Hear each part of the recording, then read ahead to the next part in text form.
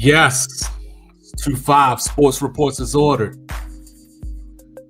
Mr. Logical and I coming at you in a little bit with our Big 12 preview. But I still want to talk college football anyway before he get here. So I'm going to talk to y'all about the teams that I'm excited to see this year. And I want to know about the teams that you want to see. Because I'm sure you got some different ones. Now, of course, if you know me, anybody that has ever had a conversation with me, anyone who's ever watched Sports Reports is Ordered, anybody who's ever just seen me out and about and just felt the need to have a conversation with me, you know how much I love college football. College football was probably my first love, going back to when I was 7 or 8 years old. And it's never waned. There's times where I get frustrated, NIL, transfer portals, all this kind of stuff, but I am here for the football. So I want to see all 136 of y'all out there. But there's some teams that I just want to see a little bit more. So let's talk about them for a quick second. So first off, can the Illini pick up where they left off? Last year they went from 5 wins to 10. They finished with double-digit wins. Their first time finishing a season ranked in 24 years. You got to go all the way back to 2001 when they made the Rose Bowl. So they have so much production coming back this year. And I'm trying to figure out how good Luke Altmaier is. Now, they're down Pat Bryant and my guy Zachary Franklin. Shout out to the UTSA Roadrunners. But they're down this year. Can they run the football effectively? What's the defense going to look like? So part of the reason why I'm excited is because last year we spent all this time talking about Ole Miss should be in the playoff. Bama should be in the playoff just for the fact that they were in the SEC. But when you look at the Illini, 2 of their 3 losses last year were at Autzen Stadium, at Happy Valley, and then, of course, the clunker against Minnesota, right? But when I compare that across the board, I look at Ole Miss. You lost at home to Kentucky that won 4 games. Bama went and got bitch slapped down in Norman.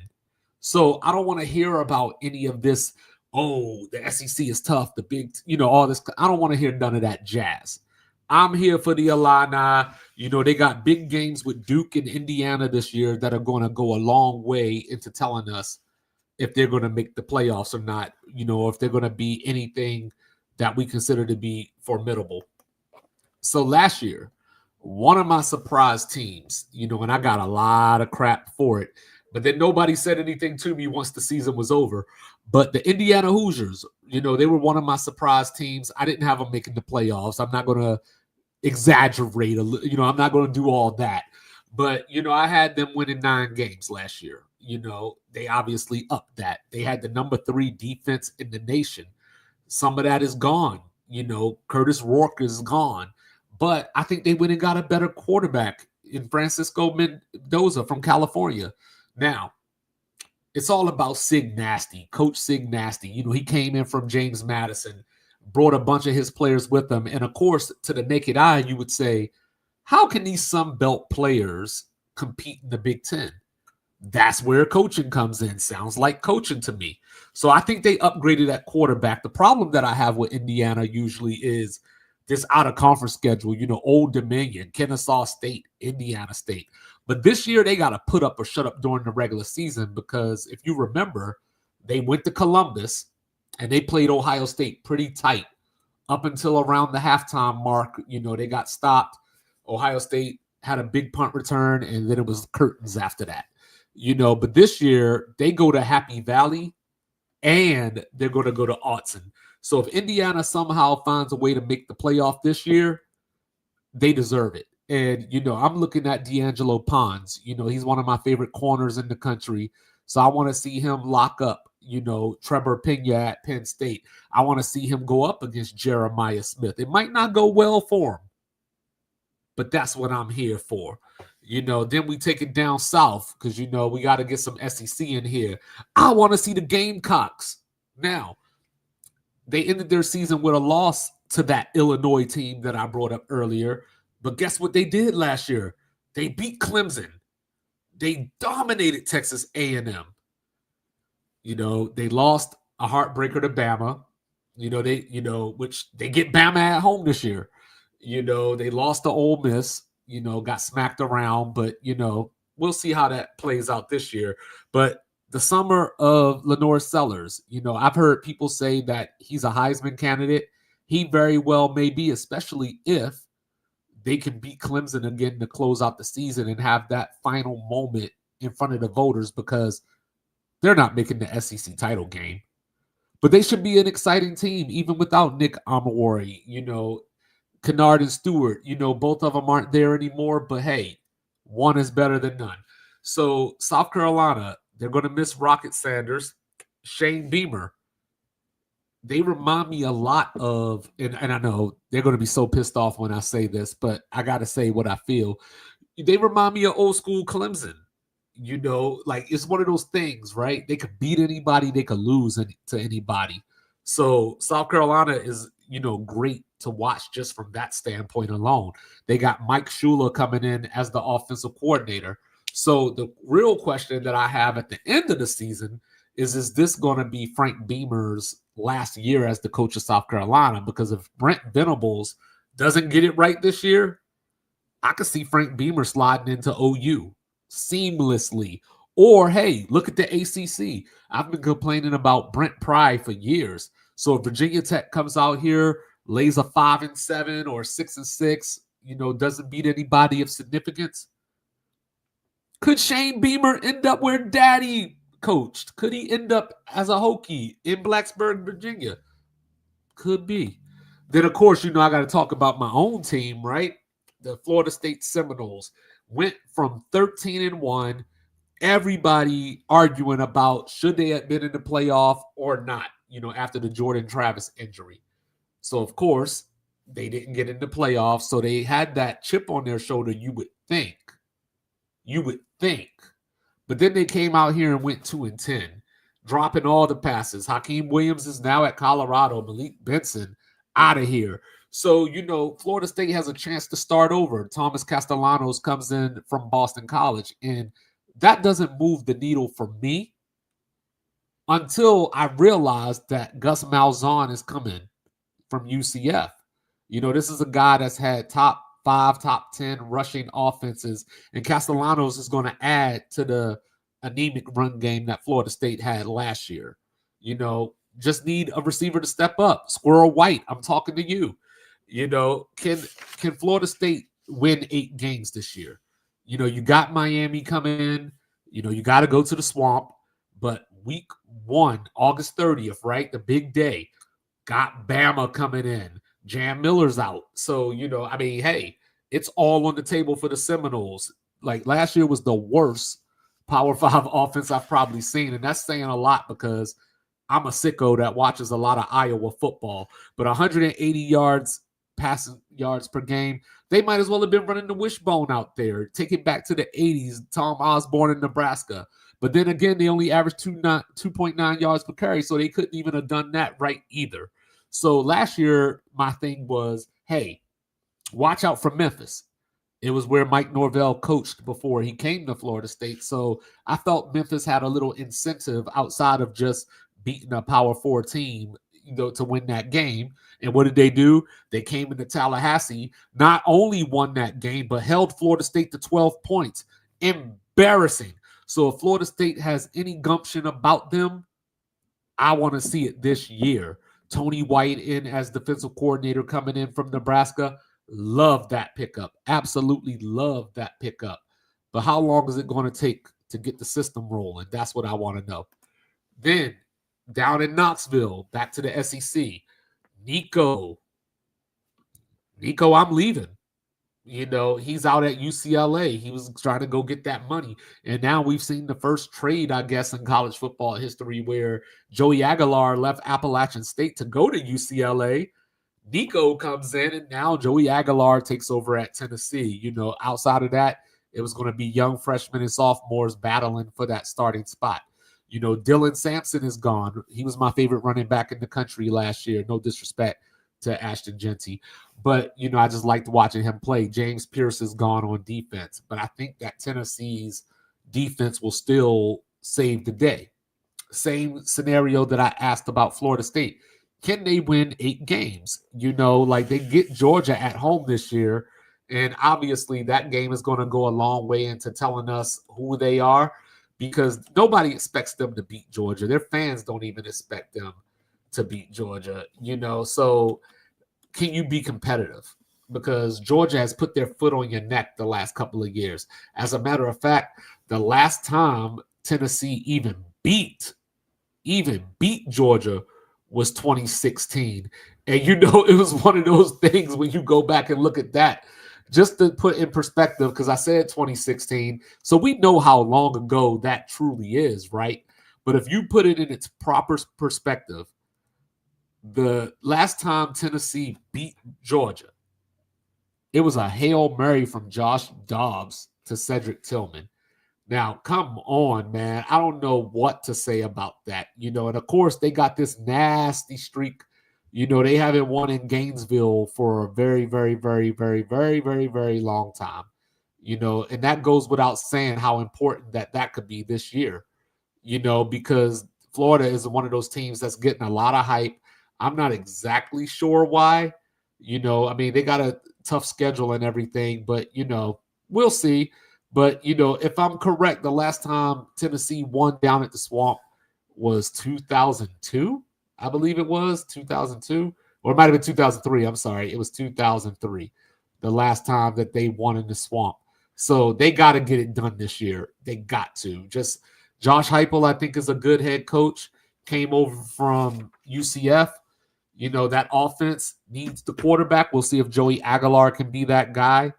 But even when he had Nico last year with the 19 touchdowns, 5 interceptions, they still lost in Vietnam to the Razorbacks.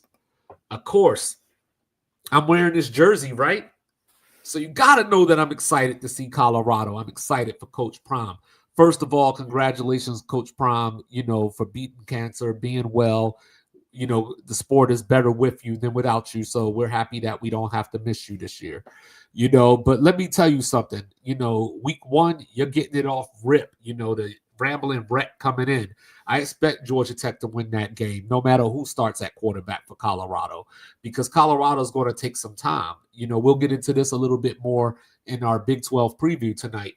But, not only did you lose Shador, not only did you lose Shiloh, Travis, you lost all those receivers. You lost my guy that jumped off the screen, Nakai Hill Green, so he's off to Bama. So Colorado's going to have a tough year ahead of them. So when I think about it, what is a successful season to Colorado? You don't want to just say, oh, hey, make a bowl game. I think Colorado is at a point when you look at the coaching staff, Warren Sapp, Marshall Falk, Pat Shermer. When you look at that all-star studded lineup of coaches, you got to figure that you got to have expectations no matter who you are. Like, we're going to find out, right? Is Coach Prime a rebuilder or is he a reloader? That's what we're going to find out this year. But when I look at their schedule, right, it's manageable. I mentioned the Georgia Tech game that I have them losing, but then they play Delaware next. This is Delaware's first year as an FBS program. They go to Houston. Spoiler alert, one of my Big 12 sleepers this year. But, early in the season, they play Wyoming at home. They play BYU without Retzlaff. They go to TCU, so that one's going to be tough. They get Iowa State coming in before they go to Utah, but a bye in between. After that, Arizona and West Virginia. So, look, you close with Arizona State and then at Kansas State. So I'm going to just put it out there like 8 wins. That's my mark now. You got to get 8 wins. You got to pull an upset. I don't want to hear, oh, hey, but Colorado had to play. You know what? Beat them. They're on the schedule. You're in the same conference. You're wrecking the portal, better than anybody in your conference besides Texas Tech. No excuses. Go out there and win games. Caden Salter taking over at quarterback, it seems like. Had a bad year at Liberty last year. Sounds like he didn't want to be there. Cool. You got the freshman, Juju Lewis, in the wings. So by the end of this season, I expect Juju to be playing, and I expect Colorado to be in a bowl game, but we'll see. Now, before I get out of here, I just want to throw a few random things out there real quick, teams that I'm looking at. This team is another Big 12 team. And matter of fact, they wrecked Colorado in their bowl game. They lost their starting quarterback this year due to the honor code. He couldn't keep it in his pants. So BYU and their new virgin quarterbacks, it sounds like Bear Bachmeier is going to get the start.